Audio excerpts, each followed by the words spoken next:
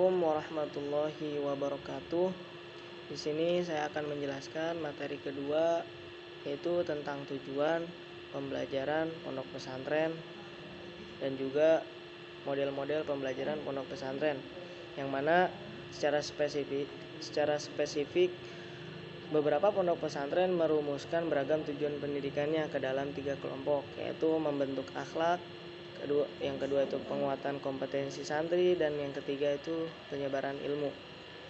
Yang pertama itu pembentukan akhlak, yaitu para pengasuh pesantren yang notabene sebagai warasatul anbiya, yaitu penerus para nabi, dalam membentuk kepribadian masyarakat melalui para santrinya.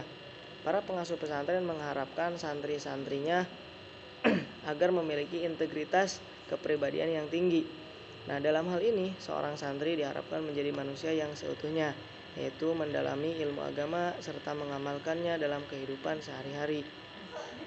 Kemudian yang kedua itu kompetensi santri. Nah, adapun kompetensi santri ini itu ada beberapa bagian, diantaranya tujuan awal, bahwa rumusan wasail dapat dikenali dari rincian mata pelajaran yang masing-masing menguatkan kompetensi diri di berbagai ilmu agama dan penunjangnya. Nah, kemudian yang kedua itu tujuan pokok, yaitu tujuan pokok yang ingin dihasilkan dari proses pendidikan di lembaga pesantren adalah lahirnya orang yang ahli dalam bidang ilmu agama Islam.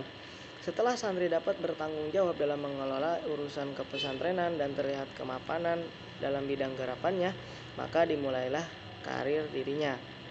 Nah, kemudian yang ketiga itu adalah tujuan-tujuan akhir, yaitu di mana tujuan akhir ini mencapai ridho Allah Subhanahu wa Ta'ala. Itulah misteri kehidupan yang terus memanggil dan membuat kesulitan terasa sebagai rute-rute dan terminal-terminal manusiawi yang wajar untuk dilalui. Nah, kemudian tujuan yang ketiga itu adalah penyebaran ilmu. Nah, penyebaran ilmu ini menjadi pilar utama bagi menyebarnya ajaran Islam. Kalangan pesantren mengemas penyebaran ini dalam dakwah yang memuat prinsip amar ma'ruf nahi mungkar, yaitu perhatian pesantren terhadap penyebaran ilmu ini tidak hanya dibuktikan dengan otoritasnya mencetak dai, akan tetapi juga partisipasinya dalam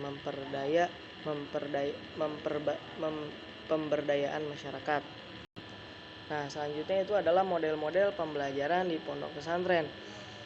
Adapun model-model pembelajaran yang biasa diterapkan di pondok pesantren itu ada beberapa metode, diantaranya yaitu yang pertama metode sorogan, di mana metode sorogan ini diselenggarakan pada ruang tertentu. Ada tempat duduk kiai atau ustadz, kemudian di depannya ada meja untuk meletakkan kitab bagi santri yang menghadap. Metode pembelajaran ini termasuk metode pembelajaran yang sangat bermakna, karena santri akan merasakan hubungan yang khusus ketika berlangsung kegiatan pembacaan kitab di hadapan kiainya. Mereka tidak saja senantiasa dapat dibimbing dan diarahkan cara membacanya, tetapi dapat dievaluasi perkembangan dan kemampuannya. Dalam metode pembelajaran di pesantren seperti metode sorogan ini merupakan metode yang paling sulit, karena metode ini membutuhkan kesabaran, kerajinan, dan disiplin pribadi dari setiap santri. Nah, adapun metode yang kedua yaitu metode wetonan atau bandongan, di mana metode bandongan ini dilakukan oleh kiai atau ustadz terhadap sekelompok santri untuk mendengarkan atau menyimak apa yang dibacakan oleh kiai dari sebuah kitab. Santri dengan memegang kitab yang sama masing-masing melakukan penhabitan harokat kata langsung di bawah kata yang dimaksud agar dapat membantu memahami teks. Yang ketiga itu adalah metode musyawarah, yaitu para santri dengan bebas mengajukan pertanyaan-pertanyaan atau pendapatnya. Dengan demikian, metode ini lebih menitik beratkan pada kemampuan perseorangan di dalam menganalisis dan memecahkan masalah. Di samping ketiga metode tersebut, ada juga metode-metode lain seperti metode muhawaroh, metode mudzakarah, metode keteladanan, metode pembiasaan, metode nasihat, dan metode hukuman. Mungkin hanya itu yang dapat saya sampaikan, kurang lebihnya mohon maaf. Kemudian akan dilanjut kepada pemateri yang ketiga,